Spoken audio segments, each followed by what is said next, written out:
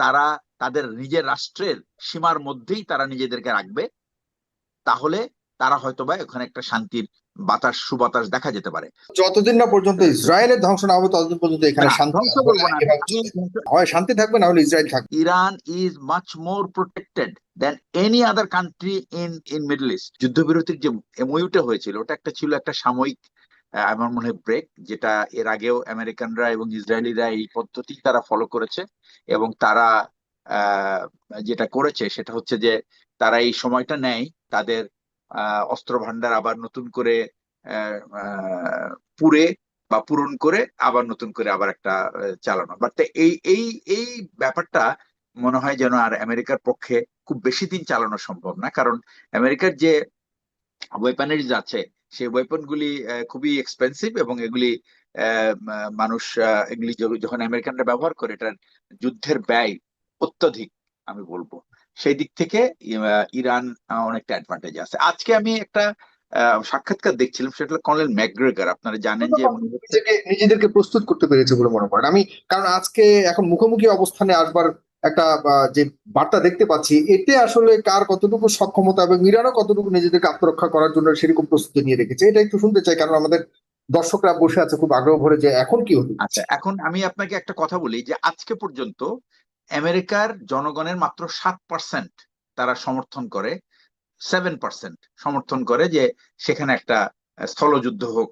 অর্থাৎ আমেরিকান সৈন্যরা যেভাবে ইরাকে নেমেছিল, যেভাবে আফগানিস্তানে নেমেছিল, সেরকম যেন একটা তারা মানে তারা যুদ্ধ চালিয়ে যায় বা স্থলযুদ্ধ বা চালানোর জন্য তাদের পক্ষে মত দেয়। কিন্তু এর 55% মানুষ কিন্তু আমেরিকার এই যুদ্ধকে কোনোভাবে মেনে নিতে পারছে না। এটা এক।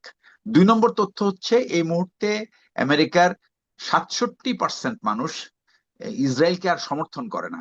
ইসরায়েলকে আমেরিকানদের ট্যাক্স পেয়ারদের মানি দিয়ে ইসরায়েলের যুদ্ধটাকে সমর্থন করে না, এবং ইসরায়েলের জন্য আমেরিকা যে যুদ্ধটা চালাচ্ছে সেটাও তারা পছন্দ করে না। এবং তারা রীতিমতো প্রত্যেকটা ভোটে তারা দেখিয়ে দিয়েছে যে তারা আর কোনোভাবেই তাদের নিজেদের ট্যাক্সের পয়সা আর ইসরায়েলের পিছনে, ইসরায়েলের যুদ্ধের পিছনে তারা ব্যয় করতে চায় না। এদিকে ইসরায়েলের প্রধানমন্ত্রী কিন্তু এখন খুব জোর, মানে জোর গলায় বলা শুরু করেছে যে ইসরায়েল এখন তাদের যুদ্ধের ব্যয় নিজেরাই চালাতে সক্ষম এবং তাদের অস্ত্রপাতি তারা নিজেরাই তৈরি করতে সক্ষম। কিন্তু ইসরায়েলের যে অস্ত্রপাতি তৈরি করার যে প্ল্যান্ট বা যে সমস্ত কাঁচামাল বা যা টেকনোলজি, যে সমস্ত জিনিসপত্র যেমন গান সিস্টেম, ফায়ার কন্ট্রোল সিস্টেম, এগুলি তারা তারা বিভিন্ন দেশ, ইউরোপের বিভিন্ন দেশ থেকে আনে। ইউরোপের কিন্তু 27টা যে আপনার কি বলে ইউরোপিয়ান ইউনিয়ন সদস্য, তারা কিন্তু খুব স্পষ্ট করে বলে দিয়েছে 26টা দেশ তারা সম্পূর্ণভাবে ইরাকের সাথে সকল রকম ব্যবসা বাণিজ্য বন্ধ করতে রেজলিউশন এনেছে। শুধুমাত্র জার্মানির কারণে এই রেজলিউশনটা পাশ হয় নাই। ইতিমধ্যে কিছু কিছু দেশ ইউনিল্যাটারালি তারা ইসরায়েলের সাথে সমস্ত রকমের অস্ত্রপাতির ব্যবসা যে সেটা বন্ধ করে দিয়েছে।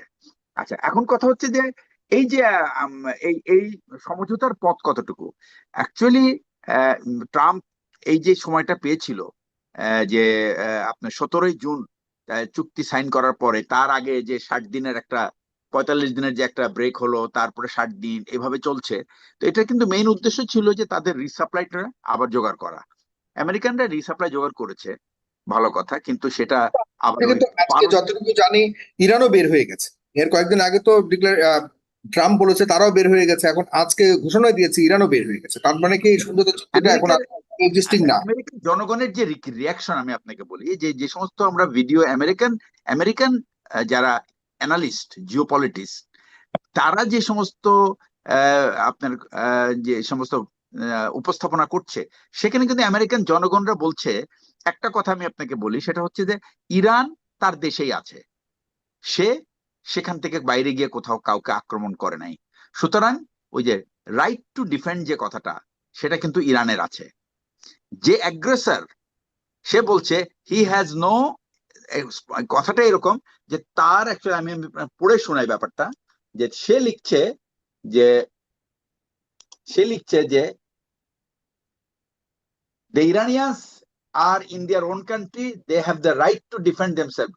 Tomorrow if the Americans are attacked, you have the right to defend yourself. আমেরিকার দেশে যদি কেউ অ্যাটাক করে, আমেরিকার সেই আছে।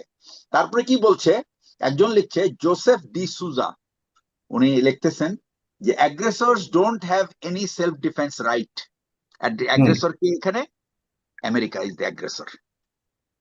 According to that UN, according to UN international law, তাদের কোনো রাইট নাই।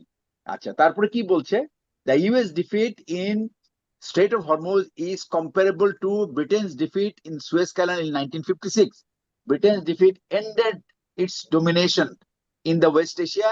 I sincerely hope US defeat ends US dominance in West Asia also. US এর যে অবস্থা এখন, আমি বলি আজ গত কয়েকদিনে যে আপনার জর্ডানে F-18 স্টোর ছিল, F-18 এর যে আপনার রিপেয়ার ফ্যাসিলিটিস প্লাস F-18 কে ওখানে ওখানে ওখানে পার্কিং করা থাকে, এই সমস্ত জায়গায় কিন্তু ইসরায়েলিরা কিন্তু আঘাত এনেছে। তারপরে কি করেছে তারা? কিন্তু আবার বাহরাইনে আঘাত হেরেছে 5th ফ্লিটের উপরে, তারপর সেন্টকম হেডকোয়ার্টারে। এরপরে তারা কি করেছে? তারা কাতারেও কিন্তু তারা আক্রমণ করেছে, এবং শুধুমাত্র সৌদি আরবকে তারা আঘাত করেনি এবং ইউএই কে এই যাত্রায় আঘাত করে নাই। কুয়েতের অবস্থা এমন যে তারা কিন্তু এই প্রথম গত বছরে এই যুদ্ধের পর থেকে 1 ব্যারেল তেলও তারা রপ্তানি করতে পারে নাই। এখন এখানে প্রশ্ন আসছে যে সে আপনার অনেকে বলছে যে এই যে বা ট্রাম্প যেটা বলছে, আমরা চেষ্টা করছি খার্গ আইল্যান্ড মানে এই গালফ উপসাগরের কোন সেনাবাহিনী থেকে, গালফের যে সেনাবাহিনী তাদের পক্ষে গ্রাউন্ড অ্যাটাক তো দূরের কথা, তাদের পক্ষে একমাত্র এয়ার অ্যাটাকের মধ্যে তারা ছিল। কিন্তু এখন আর তারা ইরানের সাথে তারা আর এই ধরনের কোন যুদ্ধে তারা জড়াতে চায় না, তারা খুব স্পষ্ট করে বলে দিয়েছে। এবং দরকার হলে তারা ইরানের কাছ থেকে তাদের নিরাপত্তাটা কিনে নিচ্ছে, অ্যাসুরেন্স নিচ্ছে অর্থের বিনিময়ে যে তোমরা কিন্তু আমাদেরকে অ্যাটাক করবা না। এবং ইরানের কথা একটাই, সেটা হলো তোমার ভূমি ব্যবহার করে যদি আমার উপর আক্রমণ হয় তাহলে কিন্তু আমি তোমার এলাকায় আক্রমণ করবই, কারণ তোমার ভূমি তুমি কেন এই জন্য কিন্তু গত কয়েকদিন আগে যখন এই হরমুজ প্রণের এই অ্যাটাকের সম্ভাবনা ব্যাপারে কতটুকু আছে ব্রিগেডিয়ার জেনারেল একেবারে জিয়াউল? আমি আপনাকে আমি বলি আপনাকে, এখানে যেটা বলছি যে সেটা সক্ষমতা হচ্ছে যে নিয়ে কথা বলতে চাই, বা আমি আপনাকে ইরানও এই সম্ভাবনাটা বলছি, যুদ্ধবিরতির সময়কালীন সময়ে নিজেদেরকে কতটুকু শক্তিশালী করতে পারবে। অভিযানের সম্ভাবনাটা বলছি যে এই পর্যন্ত মেরিন আছে 31st and 11th marine expedition unit, যেখানে আছে প্রায় 4,500 সেনা। 82nd এয়ারবোর্ন ডিভিশন যেটা আছে মাত্র 2,000, আর এই হলো টোটাল 7,000। আরো 10,000 সৈন্য পাঠানোর কথা ভাবছে, কিন্তু আমেরিকানরা কিন্তু এই সৈন্য পাঠানোর ব্যাপারে তারা একেবারে মানে তাদের কোনো মত নেই। আচ্ছা, একটা জিনিস খেয়াল রাখতে হবে, 2003 সালে প্রায় 7.5 লাখ 35টা দেশের একটা সেনা দল ছিল এখানে, কিন্তু শুধু ইউএস মিলিটারি। আর ইরাক আর ইরান কিন্তু এক জিনিস না। ইরাকের যে তাদের যে ন্যাশনাল ইউনিটি ছিল, তাদের যে রেজিলিয়েন্স বা তাদের যে ঘাত সহ ক্ষমতা, সেটা ছিল তার থেকে 1000 গুণে বেশি সক্ষম ইরান। কারণ তারা একটা বলেছে যে তাদের যে মাউন্টেন সিস্টেমটা আছে, এটা হলো ইলমের সময় থেকে ইরানকে রক্ষা করে আসছে। এটা ঐতিহাসিকভাবে ইরানকে রক্ষা করেছে, সুতরাং এটা এখনো রক্ষা করবে, এই এই আস্থা তাদের আছে। এরপরে আমেরিকার গালফের কোন দেশ আক্রমণে তো অংশগ্রহণ করছেই না, তাদেরকে তাদেরকে স্থলযুদ্ধে নেয়ার যে চিন্তা ভাবনা, এটা আমার মনে হয় এটা রীতিমতো স্বপ্নের ব্যাপার। এই স্বপ্ন কোনোদিনও বাস্তবায়ন হবে না। এবং ইভেন আমেরিকানরাও তারা শুধুমাত্র যেটা করার চেষ্টা করছে, তারা হলো এখন যেটা করছে তারা হলো সিভিলিয়ান ইনফ্রাস্ট্রাকচারের উপরে আক্রমণ চালাচ্ছে, যেটা কিন্তু আন্তর্জাতিক ওয়ার ক্রাইমের অংশ হিসাবে দেখা হয়। সুতরাং এই কাজটা আমেরিকানরা করবে কি করবে না, বা কতটুকু করবে, সেটা কিন্তু একটা দেখার বিষয়। কারণ এরপরে ট্রাম্প যে সমস্ত হুঙ্কার দিচ্ছে যে পাওয়ার স্টেশন করবে, এই করবে সে করবে, আমার মনে হয় না ততদিন ইরান ইরান এই সমস্ত আক্রমণ গ্রহণ করার জন্য তারা বসে থাকবে। তারা তাদের রিটালিয়েশন তারা করবে। এবং এই যুদ্ধবিরতির কিন্তু ভেঙে যাওয়ার প্রধান কারণ কিন্তু ইসরায়েল। এক শর্তে ছিল যে লেবাননে যুদ্ধ বন্ধ করতে হবে, কিন্তু ইসরায়েল দিনের পর দিন ওই 17 জুনের পর থেকে আরো অধিক হারে অ্যাটাক করা শুরু করেছে। এবং একটা নামকা ওয়াস্তে চুক্তি তারা লেবাননের প্রধানমন্ত্রীকে দিয়ে করিয়েছে, যেটা আবার লেবাননের মানুষই কিন্তু সেটা অ্যাকসেপ্ট করে নাই। কারণ তারা বলে যে কারণ তাদেরকে প্রোটেক্ট করার মতো তারা, প্রশ্ন হচ্ছে হিজবুল্লাহ কেন এই দায়িত্বটা নিল? কারণ হিজবুল্লাহ যখন ইসরায়েলের কাছ থেকে এই যে লেবাননের দক্ষিণ সাইডটা যখন ইসরায়েলিদের আক্রমণের মুখে ছিল, তখন কিন্তু লেবাননের বাহিনী কিন্তু তাদেরকে রক্ষা করতে পারে নাই। এই জন্যই কিন্তু সাধারণ মানুষ হিজবুল্লাহকে, হিজবুল্লাহ সে দায়িত্ব, তারা কিন্তু এই আর্মিটা কিন্তু is born out of south Lebanese people. এই সাউথ লেবানিজরাই কিন্তু তারা অর্গানাইজ করছে, এখানে ইরানের কোনো ইনভলভমেন্ট নাই, এখানে কারোই ইনভলভমেন্ট নাই। এটা তাদের নিজের প্রয়োজনে তারা তাদের নিজস্ব হোম গ্রোন আর্মি, এটা হোম গ্রোন মিলিশিয়া, এটা যারা যেহেতু ইসরায়েলি বাহিনী তাদেরকে রক্ষা করতে পারছে না, সুতরাং এটা তাদের নিজস্ব আত্মরক্ষামূলক ব্যবস্থা। তো এই আত্মরক্ষামূলক ব্যবস্থা যদি তারা নেয়, তাহলে এটার জন্য তো আপনি ইরানকে দায়ী করতে পারেন না।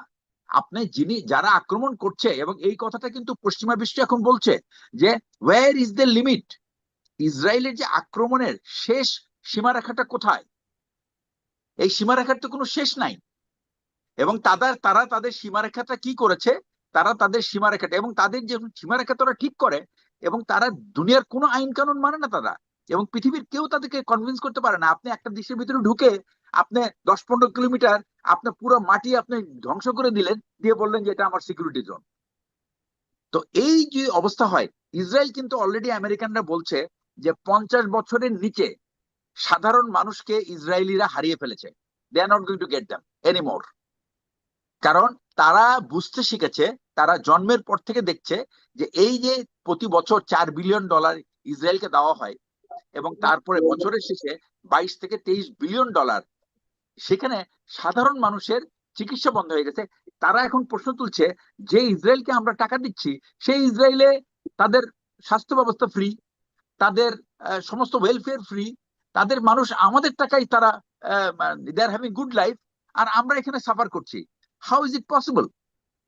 তো এই কারণে কিন্তু ইসরায়েল সারা বিশ্বকে তারা হারিয়েছে, এবং এটার জন্য কিন্তু তারা বলছে এখন even better better Emmanuel, George Emmanuel নামে একজন যিনি শিকাগোর মেয়র ছিল, উনি বললেন কি যে এই যে ইসরায়েলের যে অবস্থানটা হারালো, এই হারানোর জন্য সারা পৃথিবী কিন্তু হারিয়ে ফেলেছে ইসরায়েল। একমাত্র পুরা বলছে যে তাকে যদি গত 3 বছরে যদি ইসরায়েলকে জিজ্ঞেস করা হয়, বা আমরা যদি দেখি যে ইসরায়েল কি পেয়েছে, তাদের আন্তর্জাতিক অঙ্গনে একমাত্র সোমালিল্যান্ড ছাড়া তারা আর কিছুই পায় নাই। এমনকি ইসরায়েল আমিরাত কিন্তু ইসরায়েল থেকে কিন্তু তাদের অ্যাম্বাসেডর উইথড্র করেছে। এই ঘটনার পরে, এই যুদ্ধের পরে কিন্তু আমিরাত কিন্তু তাদের অ্যাম্বাসেডর উইথড্র করেছে। বাহরাইন করে নাই, মরক্কো করে নাই, কারণ মরক্কোর সঙ্গে ইসরায়েলের জুসদের একটা অনেক পুরনো একটা সম্পর্ক আছে, এবং অ্যাকচুয়ালি মুসলিম বিশ্বে অনেক অনেক দেশেই কিন্তু ইসরায়েলিরা আছে, এবং তারা কিন্তু সেখানে কমফোর্টেবল। তারা মনে করে যে তাদের তাদের অধিকার নিশ্চিত করেছে সেই সমস্ত মুসলিম দেশ, এবং মুসলিম দেশরা এই সমস্ত অন্য ধর্মের মাইনরিটিদের প্রতি তারা অনেক বেশি কেয়ারিং।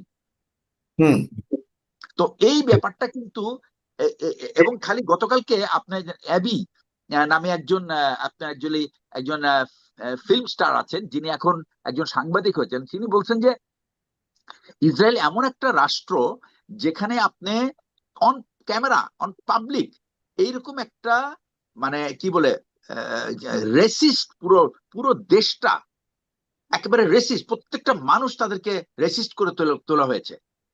এরকম একটা আপনার জেনারেশন দিয়ে তো you can't have peace in any place. তো আপনি যেটা বলছেন যে সেটা হচ্ছে যে এই সমঝোতার সম্ভাবনা কতটুকু? সম্ভাবনা যতক্ষণ পর্যন্ত না আমেরিকা যদি ইসরায়েলকে যদি থামাতে না পারে, তাহলে মধ্যপ্রাচ্যের শান্তির যতদিন না পর্যন্ত ইসরায়েল ধ্বংস হচ্ছে, আমার মনে হয় না যে ততদিন পর্যন্ত, যদি ইসরায়েলের জনগণের কোনোদিন যদি তাদের সেই বোধ জাগে যে তারা তাদের নিজের রাষ্ট্রের সীমার মধ্যেই তারা নিজেদেরকে রাখবে, তাহলে তারা হয়তোবা ওখানে একটা শান্তির বাতাস সুবাতাস দেখা যেতে পারে। কিন্তু আমেরিকান যতদিন না পর্যন্ত ইসরায়েলের ধ্বংস না হবে ততদিন পর্যন্ত এখানে শান্তি ধ্বংস করবো না, আমি ধ্বংস কথাটা আমি উইথড্র করতে চাচ্ছি, কারণ ইসরায়েল একটা রাষ্ট্র, সেখানে যে মানুষ থাকে এটা তাদের রাইট, তাদের রাষ্ট্রের ভিতরে থাকা, কিন্তু তাদের রাষ্ট্রের মধ্যে থেকে তারা বাকি সবাইকে আক্রমণ করতে যাবে, এই হ্যাবিট যতদিন পর্যন্ত বন্ধ না হবে বা না এই না, বড় বড় hypothetical- কমিশনে তো বলেছেই শান্তি আর ইসরায়েল একসাথে তো এই পৃথিবীতে এক্সিস্ট করতে পারে না, হয় শান্তি থাকবে না হলে ইসরায়েল থাকবে। সুতরাং আপনি তো আর এই নতুন করে এই বলছেন না, এটা হ্যাঁ, এটা একদম শ্বেতাঙ্গদের মধ্যে এবং তাদের মধ্যে অনেক বড় বড় যারা বোদ্ধারা রয়েছে তারাই বলেছে। সুতরাং আপনি যেটা বলেছেন এটার সাথে আমরা বর্তমান পরিস্থিতি এটাকেই বলছি, এই না একটা বিষয়কে এখন আমরা দেখতে পাচ্ছি, এছাড়া তো কোনো শান্তির পথ দেখতে পাচ্ছি না, তবে এটি খুব শীঘ্রই হয়তো আমরা দেখতে পাবো। আমি শাহিনের কাছে যেতে যাচ্ছি, যদি হ্যাঁ এক লাইনে যদি জি, শেষ করতে চান। আহ, না আমি আমি শুধু এটুকু বলতে চাই যে আপনার গ্রাউন্ড ট্রুপস এর আক্রমণ আমেরিকানরা সবচেয়ে শেষ অস্ত্র হিসেবে ব্যবহার করবে। তার আগে যদি, এবং তারা বলছে যে তারা ট্যাকটিক্যাল নিউক্লিয়ার ওয়েপনের কথা চিন্তা করছে, এবং এই ট্যাকটিক্যাল নিউক্লিয়ার ওয়েপনের ব্যাপারে Iran is much more protected than any other country in in in in middle east. এই ওকে। ট্যাকটিক্যাল ওয়েপনের কিন্তু বাতাসের যে যে আপনার ওয়েভের যে বাতাসের যে ডিরেকশন অফ উইন্ড, এই ডিরেকশন অফ উইন্ডে কিন্তু কাতার, সরি কুয়েত, ইউএই, সৌদি আরব প্রত্যেকটা দেশ কিন্তু প্রভাবিত হবে, ইরান কিন্তু প্রভাবিত হবে না।